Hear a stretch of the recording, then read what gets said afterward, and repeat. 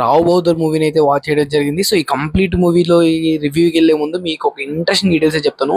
ఎవరైతే audience on screens మీద particularly previously ఏదైతే తెలుగు మూవీస్ని రొటీన్గా మేము చూస్తుంటామో and completely for example love story movies ఏదైతే ఉంటాయో హీరో హీరోయిన్ లవ్ చేసుకోవాలి, వాళ్ళ ఇంట్లో ఒప్పుకోరు అండ్ ఓవరాల్ ఎండింగ్కి వాళ్ళిద్దరు ఎలా కలిసారని దాని తిరగానండి. అండ్ లేదు రెండు ఫ్యాక్షన్ గొడవలు ఉంటాయి, ఆ రెండింటిలో ఎలా సాల్వ్ అయ్యింది, లేకపోతే మనోడు అన్వాంటెడ్గా ఎదుర్కొనేటువంటి ప్రాబ్లమ్ నుంచి ఎలా ఫేస్ అయ్యాడు, లేకపోతే ఫ్యాంటసీ మూవీస్ ఏదైతే ఉంటాయో ఒక నిధి ట్రెజర్ హంటింగ్ అనండి. సో ఈ పరంగా ఏవైతే కేటగిరీ మూవీస్ అని ప్రీవియస్లీ మనం చాలా వరకు మూవీస్లో చూసే ఉంటాం.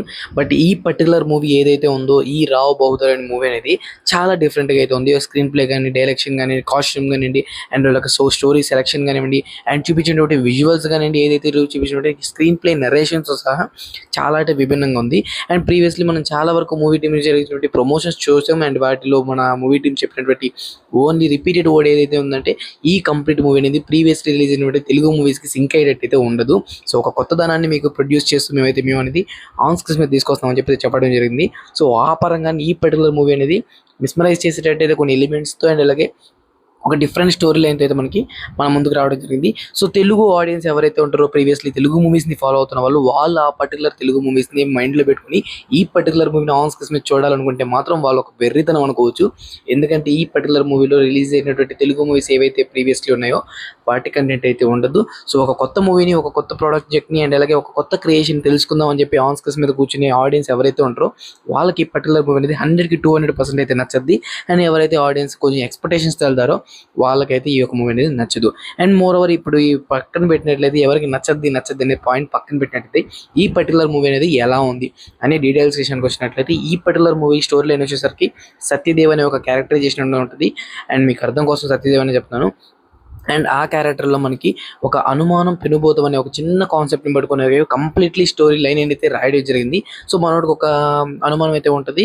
ఆ అనుమానంని ఎలా రెక్టిఫై చేసుకున్నాడు అండ్ మనోడు చావు బతుకుల స్టేజ్లో ఉంటాడు బట్ చనిపోడు. బట్ ఎందుకు చనిపోకుండా ఉన్నాడు, ఒక మిరాకిల్స్ వల్ల తను బతుకుతూ ఉంటాడు. సో ఆ అనుమానం వల్ల తను బతుకుతున్నాడు అని చెప్పి అనుమానాన్ని క్లియర్ చేసుకోవడానికి చేసే ప్రయత్నాలు ఈ particular Rao Bahadur movie.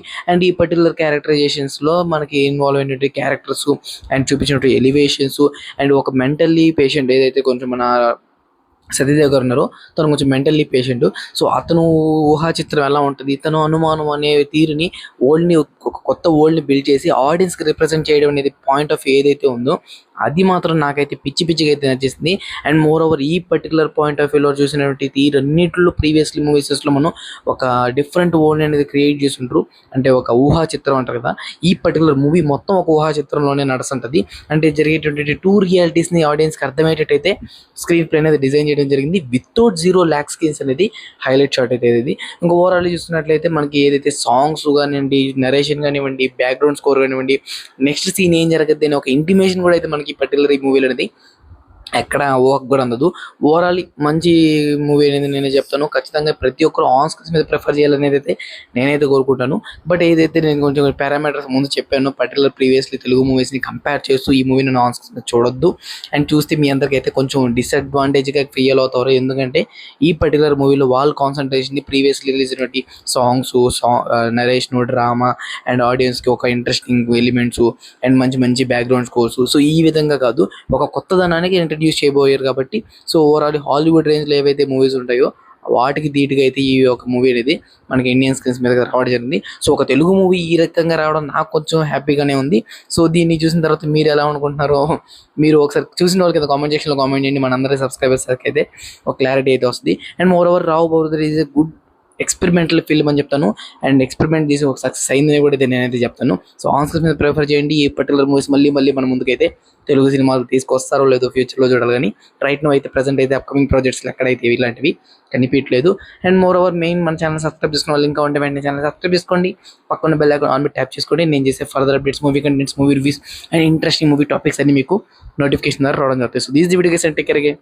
By.